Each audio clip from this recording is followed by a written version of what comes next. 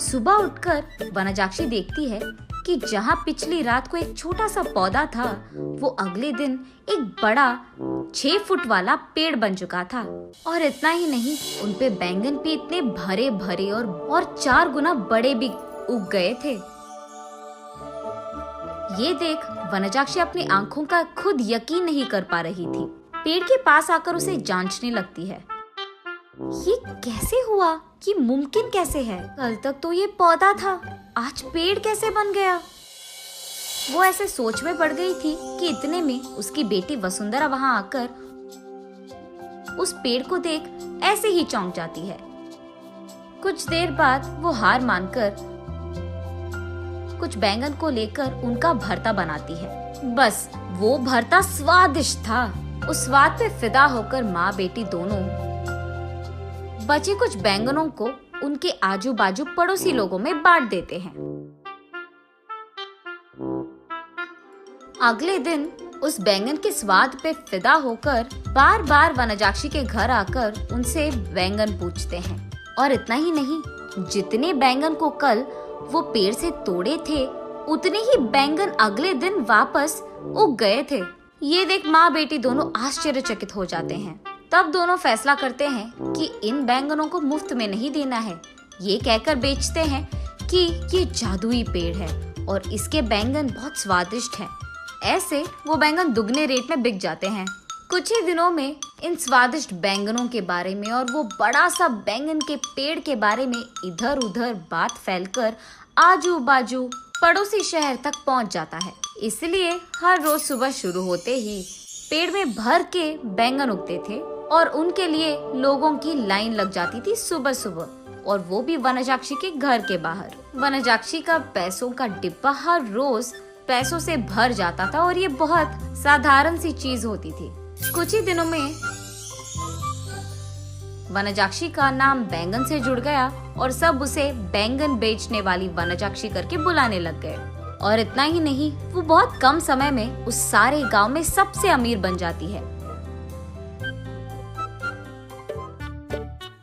बड़ी सी बंगला बनवाती है और उस बैंगन के पेड़ के चारों ओर बाड़ लगवा देती है और उस पेड़ के पास एक सिक्योरिटी गार्ड को भी रख लेती है। एक दिन वसुंधरा वनजाक्षी के पास जाकर ऐसे कहती है, माँ, रातों रात एक छोटा सा पौधा इतना बड़ा पेड़ कैसे बन गया? और ऊपर से अगर सारे के सारे बैंगन हमने तोड़ दिया तो भी अगले दिन उनके जगह में उतने ही भर के बैंगन उग जाते हैं।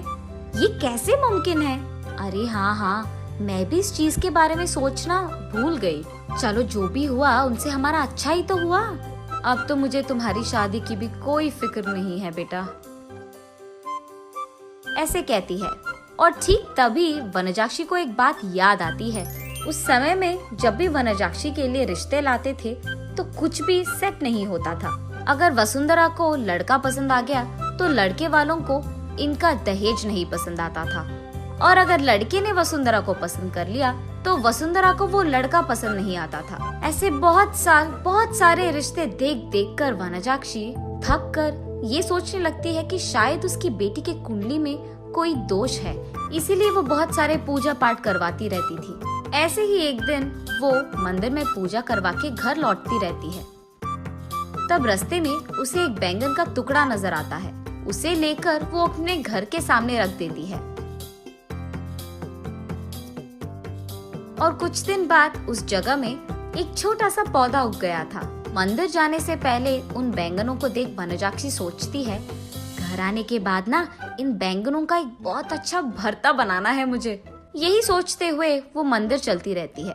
रास्ते में वो ऐसे सोचती है, अगर कोई वो बैंगन को लेके गया तो? वो फैसला करती है कि जल्दी जल्दी वो मंदिर जाकर भगवान की प्रार्थना करके बाहर आ जाएगी। वापस आते वक्त उसे रास्ते में एक साधु नजर आते हैं। उनके पास जाकर वो ऐसे पूछती है, स्वामी, मैं मेरी बेटी की शादी करवाने के लिए बहुत कोशिश कर रही हूँ, लेकिन नहीं हो रहा है। कृपा करके इसका कोई हल निकाल दीजिए। ठीक है, उस जगह पे बैठकर अपनी पूरी मन से प्रार्थना करो, ऐसे कहते हैं साधु।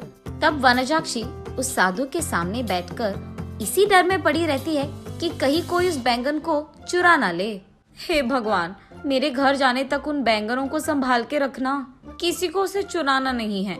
इसका प्रार्थना करके वो उठकर साधु के पास जाकर आशीर्वाद दीजिए स्वामी, ऐसे कहती है।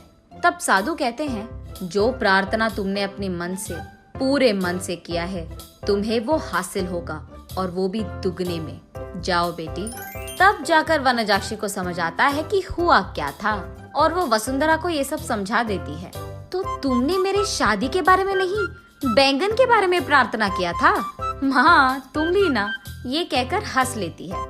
चलो जो भी हुआ, हमारा तो भला ही हुआ ना बेटी। इस बैंगन के पेड़ के वजह से हम अमीर बन गए हैं, और कल ही तुम्हारा स्वयंवर है, तैयार हो जाओ। ये कहकर आजू बाजू पड़ोस के सारे गांव में डंडोरा पिटवाती है कि उससे भी अमीर लोग उसकी बेटी से शादी करने के लिए स्वयंवर आ जाए।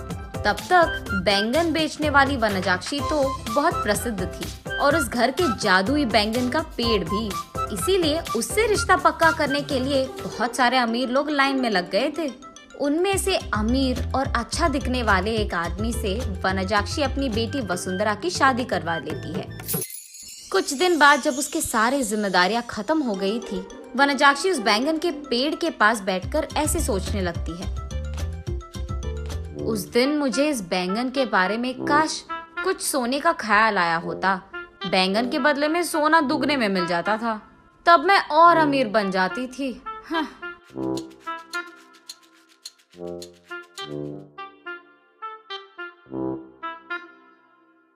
अगले दिन सुबह उठ के देखने पर उस बड़े बैंगन के पेड़ के जगह में वही पुराना वाला छोटा सा पौधा था जो वनजाक्षी ने वहां लगाया था। तब वनजाक्षी को पूरी बात समझ में आती है। आशा करना तो अच्छा ही है, लेकिन लालच करोगे तो निराशा ही मिलेगी।